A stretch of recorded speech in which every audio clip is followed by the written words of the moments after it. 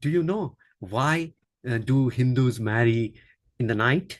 Because Parvati eloped with Shiva and married on the top of a mountain in darkest night to bypass the Daksha's army.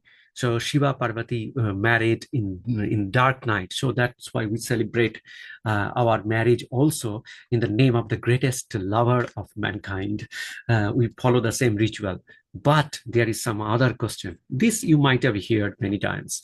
One thing you should know that why after marriage, during the marriage, why the bride and groom rotate around the fire? What is the reason? And also, after the marriage in the Western world, a bride kisses the groom, okay? But in Hinduism, there is a completely different custom. In the night, you marry for another reason. You can see the Saptarshi Mandal, the seven stars in the sky, and one of them is a binary star, Vashistha and Arundhati. They rotate around each other. Actually, you replicate that around the fire because these two stars are rotating around each other, and one day they will be union. They will come together, and binary stars truly rotate, and then they come together, and one day they will come together and become a union.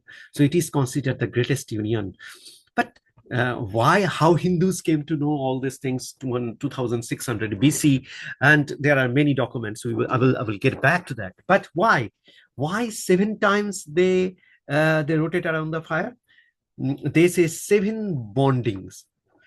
Bonding should come from seven, Saptarishis, seven rishis. So in the Saptarshi Mandal, you can find seven stars.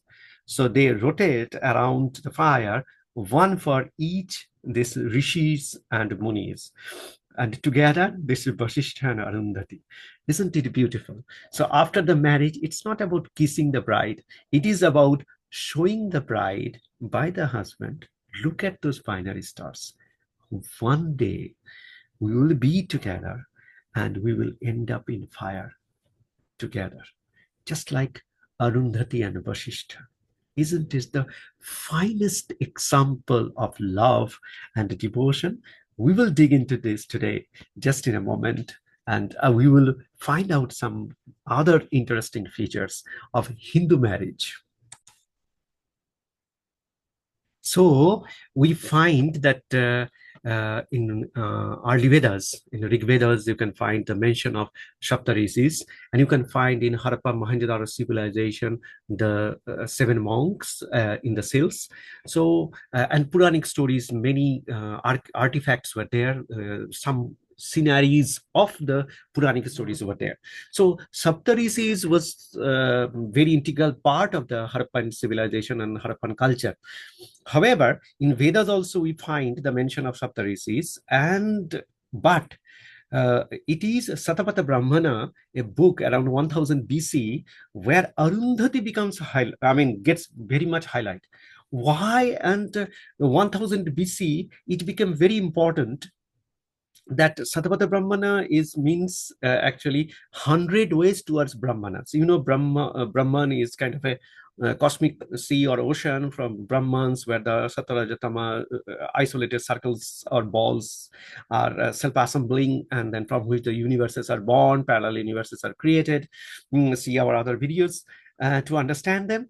And this cosmic emergence from that Brahmanas, there are 100 ways to learn about it. So it's kind of a shortcut thing by which you have a reference book, Satapatha Brahmana, from which you don't have to go through all the scriptures and literatures and all this knowledge, highlighting them.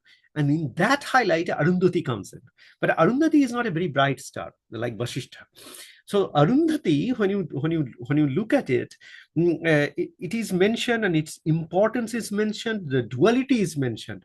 However, 300 years later, when you see Brihadaranyaka Upanishad, within 300 years, 1000 BC, you find that Arundhati comes in and it becomes an integral part of the Saptarshi Mandal. Saptarshi Mandal was there for say 4,000, 5,000 years. You see the excavation sites of Rappa. But Arundhati becomes very important in 1000 BC, around 1000 BC. But 700 BC, then Brihadaranyaka Upanishad, we find that metaphysical relationship between Vashistha and Arundhati becomes very important. And then the women and the men, this behavior, duality, and all this kind of, what should I say, beyond the Maya or spatio-temporal dynamics towards from Prakriti to Purusha, this upliftment of Arundhati is a very interesting twist that happened during this time. So, in Satapatha Brahmana, in 2.1.2 and Brihadaranyaka Upanishad 2.2.4. In these two sections, you can find that how this big transition happened in Hindu civilization. Much later, it was integrated in the marriage. And I think around that point, that time, because Arundhati, when Arundhati becomes important, it's fine. When Arundhati becomes metaphysically one of the supreme powers of the Saptarshi Mandal, then the greatness of Saptarshi Mandal controlling the cosmic balance, cosmic dance, and all these kind of literatures that you see during the Vedic era and post-Vedic era, there Arundhati and marriage, the love story between Vashishta and Arundhati, they cannot live without each other. And that's why marriage ceremony is entirely should be designed, Hindu marriage should be designed around it. Because cosmic events, we integrate it as part of our fundamental life. That is Hinduism.